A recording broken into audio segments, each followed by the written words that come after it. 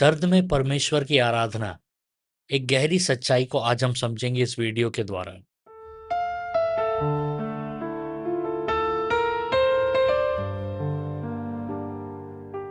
मेरा किताब चमत्कारों की जागृति जरूर पढ़िएगा। ये किताब आप Amazon और फ्लिपकार्ट से पा सकते हैं और इस किताब का लिंक नीचे डिस्क्रिप्शन में दिया गया है। ज्यादातर लोग सोचते हैं कि जब तक जीवन में शांति नहीं आती तब तक वे परमेश्वर की सेवा नहीं कर सकते। उन्हें लगता है कि दर्द में आराधना नहीं हो सकता, लेकिन उत्पत्ति 18 हमें एक गहरी सच्चाई दिखाती है कि परमेश्वर आपकी आराम की स्थिति देखने नहीं आते, वह आपके दर्द से प्रतिक्रिया में बदलने को देखने आते हैं। उत्पत्ति ग्रंथ का 18 का 5-8 में हम एक ऐसा दृश्य देखते हैं जहां अब्राहम के पास दिव्य अतिथि आते हैं और वह उनके लिए भोजन तैयार करता है। जो बाहर से साधारण मेहमान नवाजी लगता है, वो वास्तव में आदर, सेवा और आराधना का एक गहरा कार्य है। अब्राहम तुरंत अपना सर्वोत्तम देता है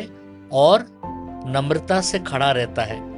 यही वह क्षण है जहां परमेश्वर का वादा प्रकट होना शुरू होता है। सबसे पहले आदर को हम समझते हैं। आदर क्या करता है? आदर दर्द को दबा देता है। ठीक है, उत्पत्ति का 17 में अब्राहम खतना कराता है। यह एक दर्द भरा वाचा है, कवनेंट है। शरीर के अनुसार उसे आराम करना चाहिए था। दर्द और गर्मी और जलती रेत के बीच में वो था।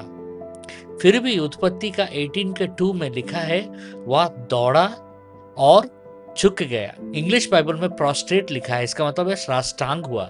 सोच के देखिए, तपतपाती हुई रेत में परमेश्वर को देखकर वो साष्टांग हो गया। एक गहरी बात बताती है हमें कि उसका शरीर दर्द में था, लेकिन उसकी आत्मा ने आनंद और आराधना को चुना।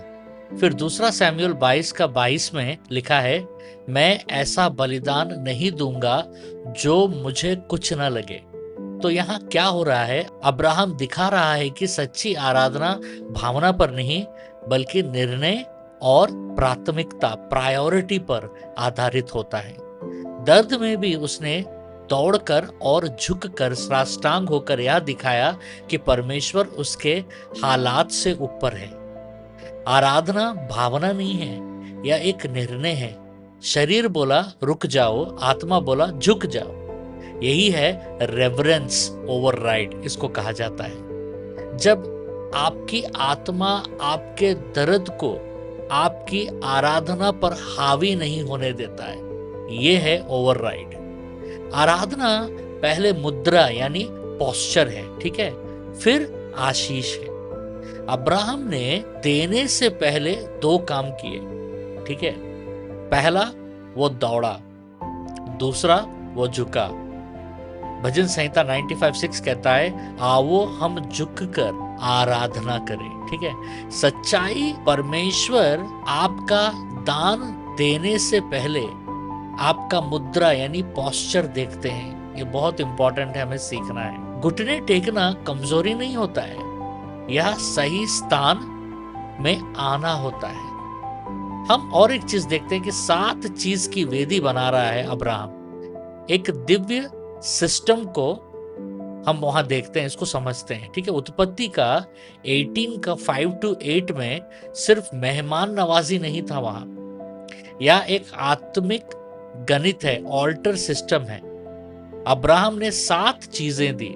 7 का मतलब जानते हैं क्या है? 7 का मतलब है परिपूर्णता। उसने अधूरा नहीं दिया, उसने पूरा दिया।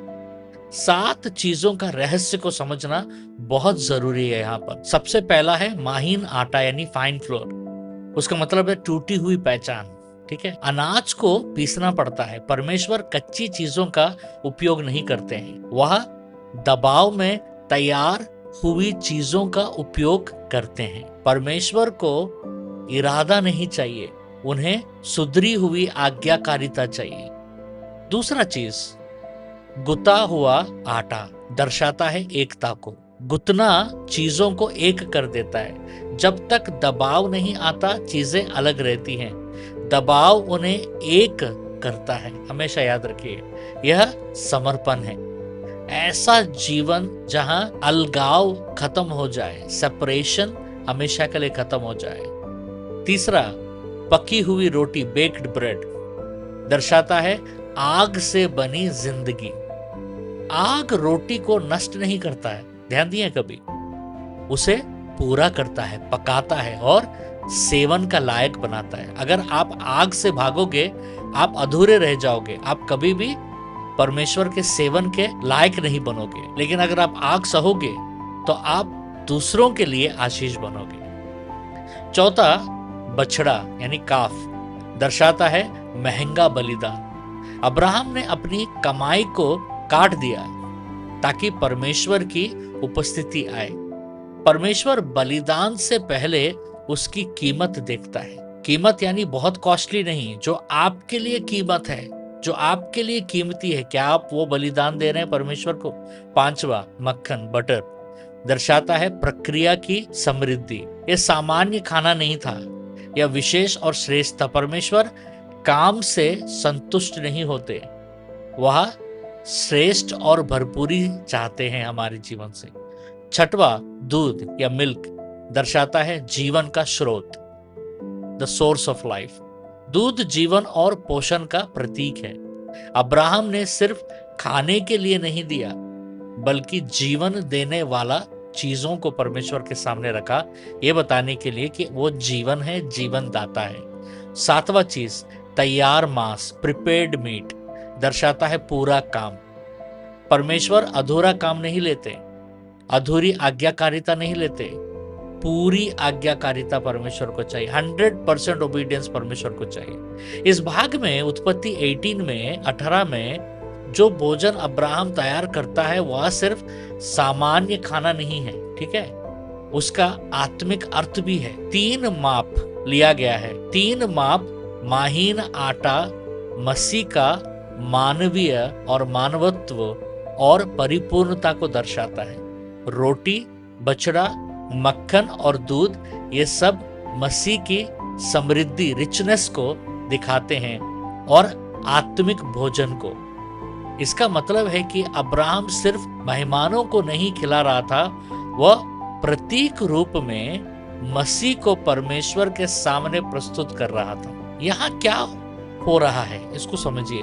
अब्राहम परमेश्वर के साथ संगति या फेलोशिप कर रहा है और यह दिखाता है कि मसीह ही वह है जो परमेश्वर और मनुष्य दोनों को संतुष्ट कर सकता है और कोई संतुष्ट नहीं कर सकता है। यहाँ और एक चीज को हमको समझना बहुत जरूरी है, वो है सेवा का मन या सेवा का दिल।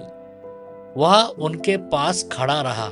उत्पत्ति का 18:8, अब्राहम उनके पास खड़ा रहा। अब्राहम परमेश्वर का मित्र था, बाइबल में हम पढ़ते हैं, फिर भी सेवक की तरह खड़ा रहा परमेश्वर के पास, जब तक परमेश्वर वहां से खाकर उठ नहीं गए। जितना ऊंचा उठते हो उतना ही झुकना जरूरी है। आत्मिक रहस्य क्या है कि वादा कब आता है, क्रम को देखिएगा। पहले भोजन दिया गया, फिर वादा आया। उत्पत्ति ग्रंथ का 18:10। परमेश्वर ने तब नहीं बोला जब अब्राहम प्रार्थना कर रहा था, तब नहीं बोला जब वह दर्द में था, वह तब बोला जब 7 चीजें परमेश्वर के सामने प्रस्तुत किए गए।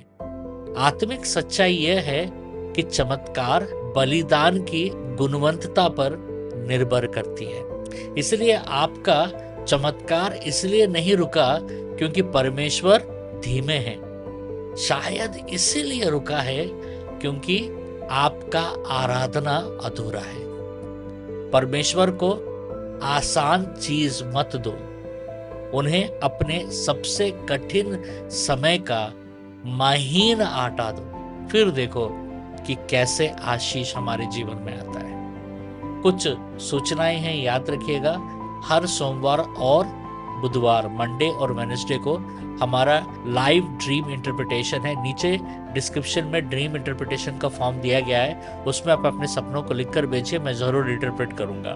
और पहला और तीसरा शुक्रवार, फर्स्ट और थर्ड फ्राइडे को भारत के समय में रात को 9 बजे हमारा लाइव चंगाई और भविष्यवाणी प्रार्थना होता है। हमारे साथ जरूर जुड़िएगा और याद रखिएगा दूसरा और चौथा शुक्रवार, सेकंड और फोर्थ फ्राइडे को हमारा 12 घंटा का प्रार्थना भारत के समय में सुबह 7 से शाम को 7 बजे तक होता है।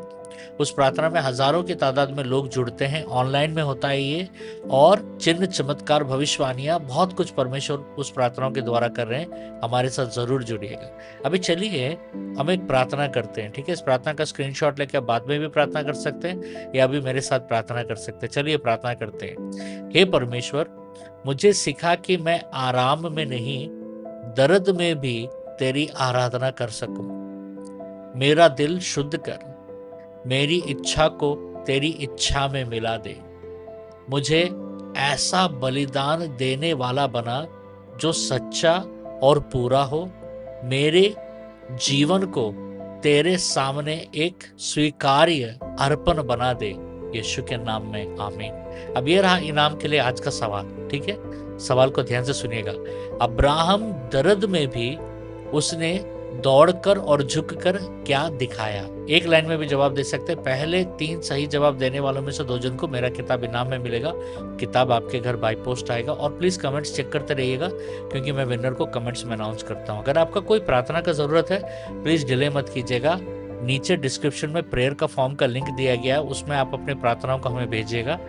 मैं और हमारा टीम का नाम है Lions, LIONS, leaders of intercession over Nations, और वो आपके लिए प्रार्थना करेंगे। जो लायन आपके लिए प्रार्थना करेंगे वो उस प्रार्थना को रिकॉर्ड कर आपके दिए हुए नंबर पर वो भेजेंगे।